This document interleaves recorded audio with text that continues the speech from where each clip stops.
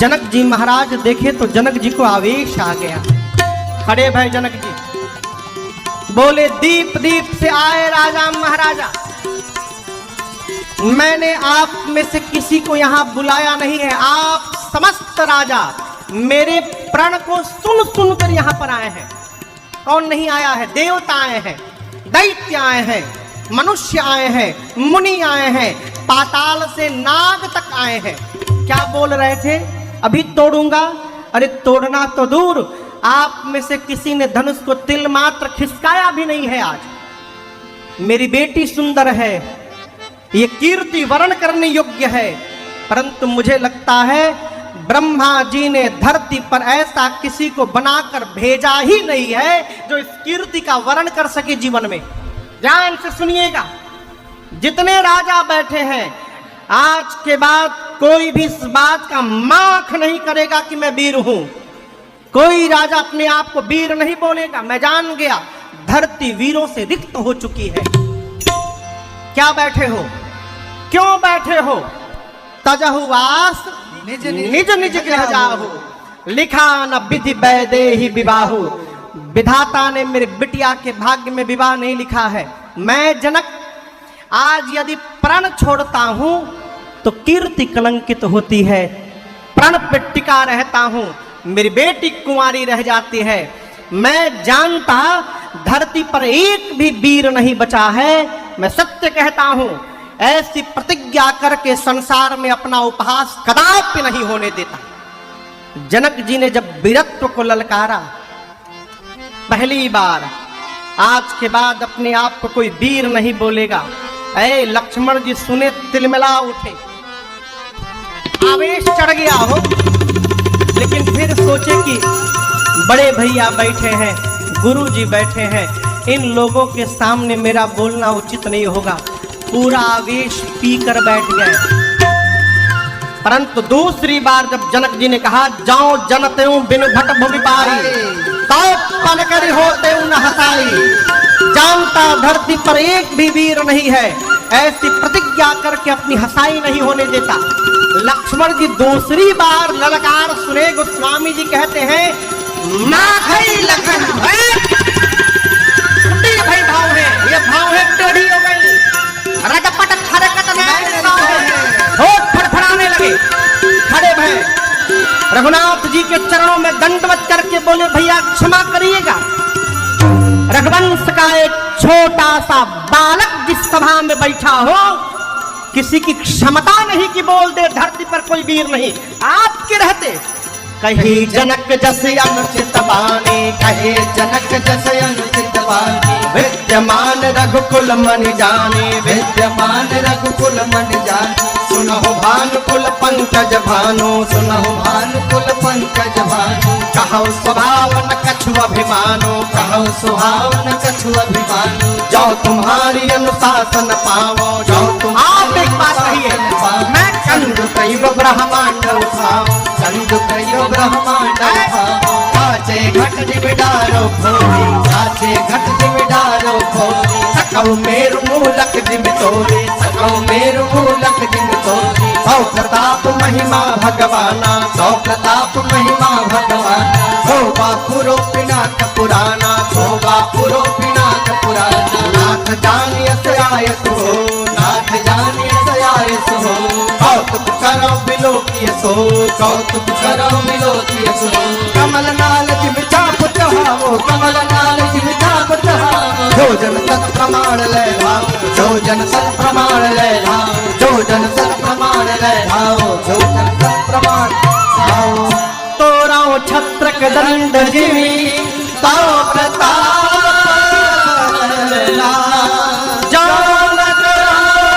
प्रभु पद सपथ करन धरो धनु भाई। ऐ लक्ष्मण जी गरजे कहे प्रभु आपके रहते। जनक ने कहा धरती पर कोई वीर नहीं है। आप बैठे, आज्ञा करिए। बच्चे जिस प्रकार गेंद उठाते हैं, मैं हाथों में पूरा का पूरा ब्रह्मांड उठा लूंगा। बच्चे जिस प्रकार कच्चे घड़े को हाथों से फोड़कर चूर्ण चूर्ण करते हैं, मैं ब्रह्मांड को खंड खंड कर दूंगा। बच्चे जिस प्रकार खेत से मूली तोड़ते हैं, कहिए सुमे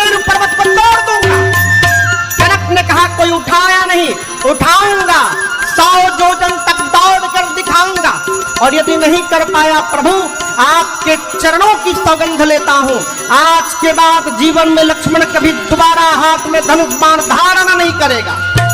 गर्जे लक्ष्मण जी मिथिला में दर्शन करिए।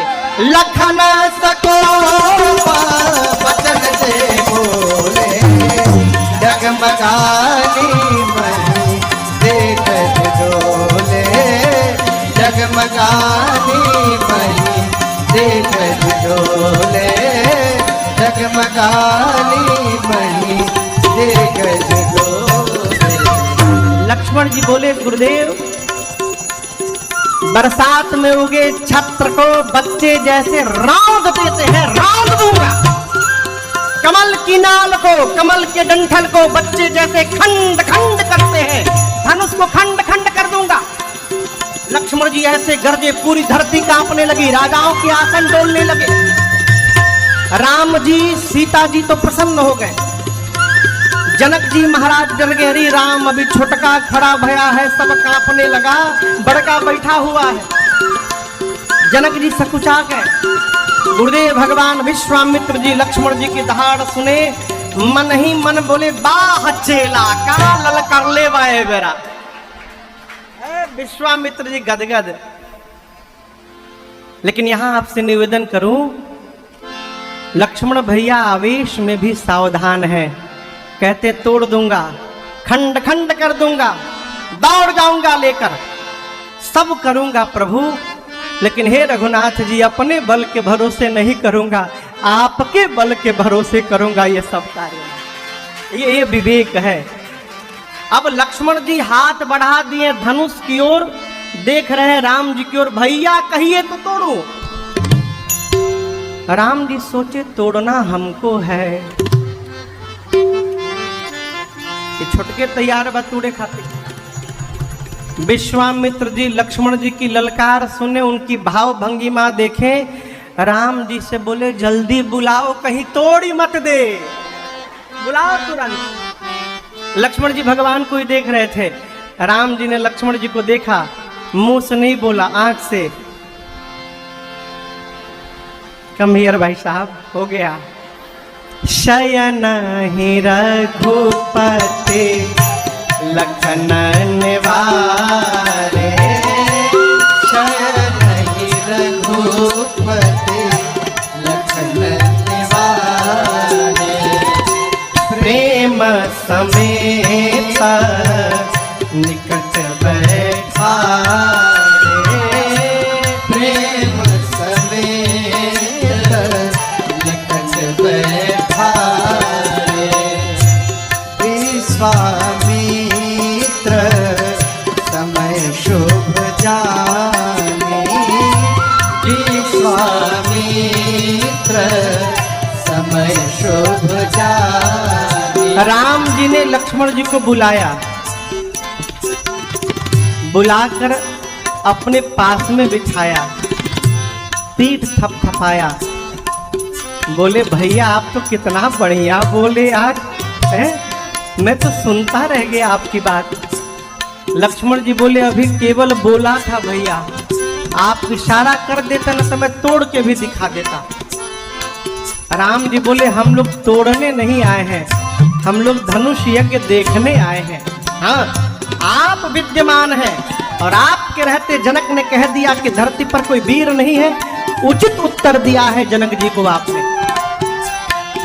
एक महात्मा कह रहे थे कि राम जी ने लक्ष्मण जी से धीरे से कहा, भाई साहब आप जिनको ललकार रहे थे वो जनक जी थोड़ी देर बाद हमारे ससुर होने वाले हैं, तो थोड़ा नाम के आगे पीछे श्री जी लगा लिए होते, जनक जी बोल दिए होते, श्री जनक जी। आप तो ऐसे टूट पड़े जैसे छोट लड़के पर टूटा था, कहीं जनक जैसा अनुचित बात।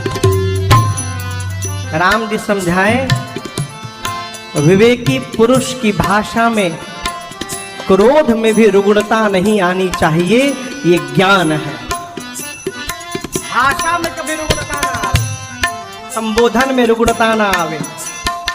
इधर विश्वामित्र जी ने समय का विचार किया, बोले अति स्नेहमय बानी बोले अति विश्वामित्र जी समझ गए कि समय आ गया। राम जी को देखकर बोले उठहु राम भंजहु भाव चापा उठहु राम भंजहु भाव चापा मेटहु तात जनक परितापा मेटहु तात जनक पूरी मिथिला बोलने लगी। सीता राम राम राम सीता राम राम राम सीता राम राम राम सीता राम राम राम सीता राम राम राम सीता राम राम राम सीता राम राम राम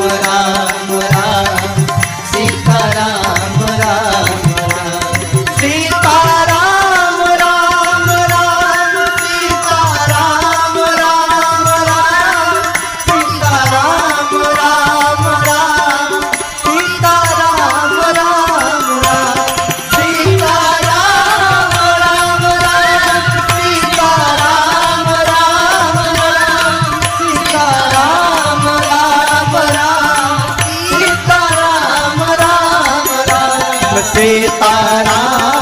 राम राम सीता राम राम सीता राम राम राम सीता राम राम सीता राम राम राम सीता राम राम सीता राम राम राम सीता राम राम गुरु जी ने आज्ञा दी उठहु राम भंजहु भव। चापा राम जी तो उठ रहे हैं लेकिन अब कोई नहीं उठेगा आप लोगों में से। 10 मिनट और बैठिए, केवल 10 मिनट। आज कथा धनुष यज्ञ तक की है, केवल 10 मिनट और, हम ज्यादा नहीं बिठाएंगे। राम जी उठे, गुरुदेव भगवान को प्रणाम करके चले। राम जी चले तो मिथिला के जितने नर नारी थे वहां पर सारे नर नारी अपने पितृ देवताओं से कहने लगे, हे पितृ देवता आप हम लोग का सारा सत्कर्म ले लीजिए, जितना फल है सत्कर्म का सब ले लीजिए, बदले में काम करिए। बच्चे जैसे कमल का डंठल तोड़ते हैं ना, आप राम जी से आज धनुष को तोड़वा दीजिए। इसके अलावा जीवन में हम कुछ नहीं मांगेंगे, सब ले लीजिए। सीता जी की मां सुनैना जी अपनी सखी को बुलाकर कही, सखी इस सभा में एक भी बुद्धिमान आदमी नहीं बैठा है आज। जिस धनुष को रावण बाणासुर ने स्पर्श नहीं किया उसको ये बालक तोड़ेगा। अरे मान सरोवर में रहने वाला हंस अपने सिर पर मंदराचल उठाने जा रहा है, कोई मना क्यों नहीं करता? ये बच्चों का कार्य नहीं है। उस सखी ने कहा, महारानी तेजवंत लघु गणीय न रानी, तेजवान को कभी छोटा मत समझिएगा। सूर्य का छोटा सा गोला निकलता है, अब पूरे पृथ्वी के अंधकार को समाप्त कर देता है। विशाल मदमस्त हाथी, लेकिन एक छोटा सा अंकुश उसको बस में करके रखता है। बड़े से बड़े देवता क्यों न हो, एक छोटा सा मंत्र पढ़ के उनको बस में किया जा सकता है। मंत्राधीना देवता, देवता मंत्र के अधीन है। अगस्त ऋषि का जन्म मटके से हुआ है, घड़े से। घड़े से जन्मे अगस्त ऋषि ने पूरा समुद्र पी लिया था। कामदेव पुष्प का बाण चलाते हैं, विश्व पर विजय प्राप्त कर लेते हैं। मेरी मानिए, जिसको आप छोटा समझ रही हैं वही आज बड़ा कार्य करके दिखाने वाला है। भरोसे में रहिए आप। सीता जी शंकर जी से, पार्वती जी से, गणपति भगवान से, गणेश जी से कहती हैं, गणपति जी आप कितने भारी हैं, लेकिन मूसक पर बैठते समय हल्के हो जाते हैं ना। जैसे मूसक पर बैठते समय आप हल्के हो जाते हैं, आज इस धनुष को हल्का बना दीजिए। देवताओं से प्रार्थना करते करते सीता जी धनुष से प्रार्थना करती हैं, हे शिव जी के धनुष, अब मुझे केवल आपका ही भरोसा है।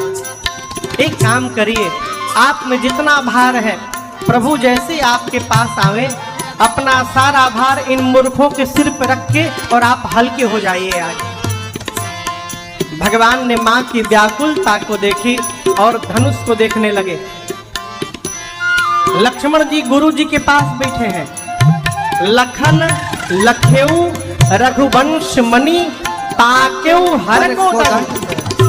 लक्ष्मण जी देखे कि भैया धनुष को देख रहे हैं, यानी उठाने वाले हैं। लक्ष्मण जी जहां थे वहीं खड़े भय, दाहिने पांव से धरती दबाने लगे। लोग समझने लगे कि लक्ष्मण जी धरती क्यों दबा रहे हैं। लक्ष्मण जी पांव से धरती दबाकर कहने लगे, हे शेष नारायण, हे दिग्पाल वराह, सावधान होइए, भैया धनुष उठाने वाले हैं, धरती को पकड़ लीजिए। कहीं ऐसा ना हो कि धनुष के साथ साथ धरती ही ऊपर उठ के चली आए, आप लोग धरती को पकड़ लीजिए। सबको सावधान किया। सारे लोग अब तक राम जी को देख रहे थे, सब लक्ष्मण जी को देखने लगे, आपस में वार्ता करने लगे, चल क्या रहा है, धनुष बड़का तोड़ेगा, छोटका क्यों पांव से धरती दबाने लगा। लक्ष्मण जी धनुष के पास गए, धनुष की परिक्रमा लगाए, धनुष के मध्य भाग पर जाकर भगवान ने हाथ रखा। उसके पहले धनुष को प्रणाम किया, धनुष के इष्ट भगवान शिव को प्रणाम किया।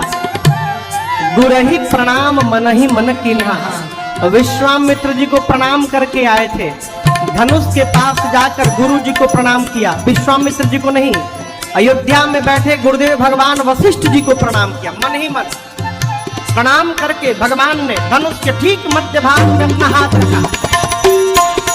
जैसे भगवान ने धनुष लिया है, उसी समय बिजली की चकाचौंध चमकी, और जितनी देर के लिए बिजली चमकती है उतनी देर में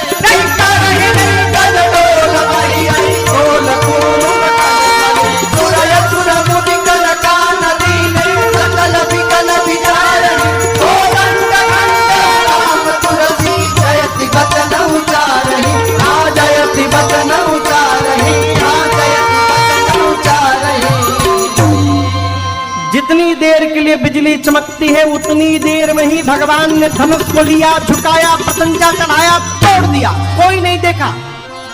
धनुष के टूटने की ध्वनि इतनी तीव्र थी, पूरा ब्रह्मांड भर गया। सूर्य नारायण धनुष यज्ञ देखने आए थे, आवाज सुनकर सूर्य नारायण के घोड़े फटक कर भागने लगे। आकाश में, धरती में शेष वराह दिक्पाल धूरी पर कलमला उठे। बीच मृत्यु लोक में सुर मुनि मनुष्य असुर सब कान बंद कर लिए, पूछने लगी ये ध्वनि कैसी आई, क्योंकि दिखाई किसी को नहीं पड़ा। गोस्वामी जी कहते हैं राम जी ने शिव जी के पिनाक को खंड खंड